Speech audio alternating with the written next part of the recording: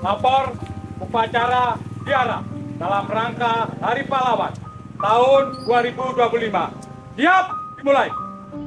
Kepala Kepolisian Resor Probolinggo Kota selaku Inspektur Upacara tiba di tempat upacara.